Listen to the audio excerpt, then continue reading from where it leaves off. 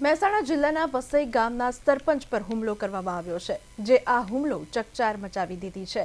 તો મળતી માહિતી અનુસાર વસઈ ગામના સરપંચ તેની ઓફિસમાં બેઠા હતા। એ દરમિયાન રાજુ અને 4-5 શખ્સો આવ્યા અને કેટલાક લોકોના નામની યાદી આપેલી પ્લોટ ફાળવવા માટે કહ્યું, પરંતુ સરપંચે પ્લોટ ફાળવવાની મનાઈ કરતા આ હુમલો કરવામાં આવ્યો હતો।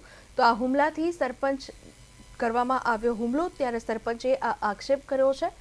તો હુમલામાં ઈજા થતાં સરપંચને સારવાર માટે તાત્કાલિક હોસ્પિટલમાં દાખલ કરવામાં આવ્યા છે। બીજી તરફ સામેવાળા પક્ષે પણ સરપંચ વિરુદ્ધ ગંભીર આક્ષેપ લગાવ્યા છે અને તેના વિરુદ્ધ એટ્રોસિટી એક્ટ હેઠળ પોલીસ ફરિયાદ નોંધવામાં આવી છે। તો પોલીસે બંને ફરિયાદ લઈ અને આગળની તપાસ શરૂ કરી છે।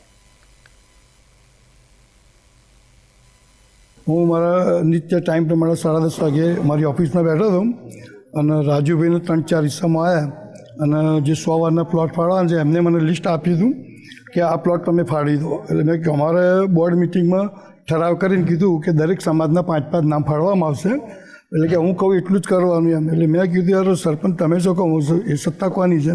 એટલે પછી બીભત્સ ગાળાગાળી કરવા માંડ્યો, પછી ઝપાઝપી કરી અને મને ધક્કો માર્યો, હું પડી ગયો સાહેબ। અને પછી બોલાચાલી થઈ, એટલે બધા માણસો હતા એટલે તૈયારીમાં આવી ગયા। 2-3 હિતેશભાઈને બધા હતા, એમને પછી કીધું ભાઈ તું મર્યાદામાં બોલ, આ ગામનો મતલબ સરપંચ જોડે તું વાત કરે છે।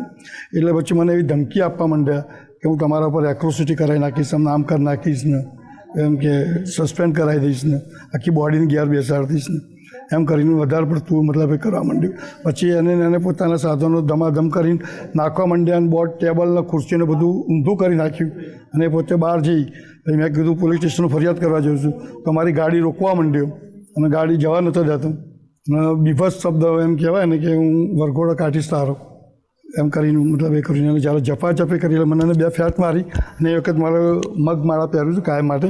એક મગમાળા ખબર નહીં પડી ક્યાં જતી રહી।